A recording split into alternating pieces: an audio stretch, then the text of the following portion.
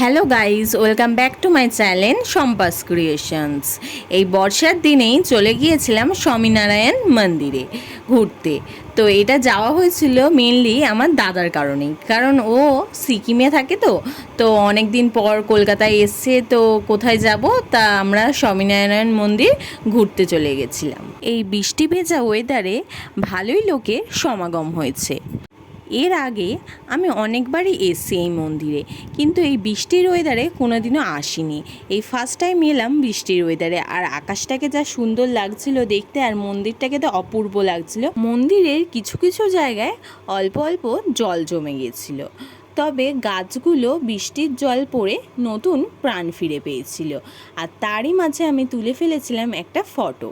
এরপর আমরা চলে গিয়েছিলাম মন্দিরের ওপরে। সিঁড়ি দিয়ে ওপরে উঠে যে একটু ভিডিও করতে শুরু করেছি, অমনি বলে দিল ফটোগ্রাফি অ্যালাউ না, আর ভিডিও অ্যালাউ না। তারপর আর আমরা ভিডিও করলাম না।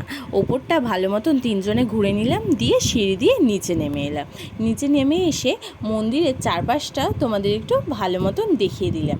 আরেকটা কথা বলে রাখি, আমরা কিন্তু সব ক্লিপ ভালো মতন নিতে পারিনি, কিছু কিছু ক্লিপ নেওয়া হয়নি, কারণ দাদা এসেছিলো বলে এতটাই আমরা মজা করছিলাম যে অনেক ভিডিও করা হয়নি। তো আমরা আরেকদিন যাব, গিয়ে তোমাদের সাথে পুরো ভিডিওটা শেয়ার করব, কোথায় কী আছে না আছে। এখন তোমাদের সাথে শেয়ার করছি যেটুকু ক্লিপ নিয়েছিলাম ওইগুলো। মোটামুটি আমাদের সবই দেখা কমপ্লিট হয়ে গেছে, আর এদিকে সন্ধে নেমে এসছে। তো সবার থেকে জেনে নিই কার কেমন লাগলো। দাদা তো বলছে ওর তো খুবই ভালো লেগেছে, ও আবার আসবে যখন আবার কলকাতায় আসবে।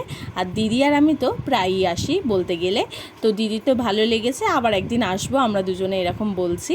তো এবার ভিডিওটা এখানেই শেষ করতে চাই। ভিডিওটা যদি ভালো লেগে থাকে, লাইক কমেন্ট শেয়ার অ্যান্ড চ্যানেলটিকে সাবস্ক্রাইব করে দেবে।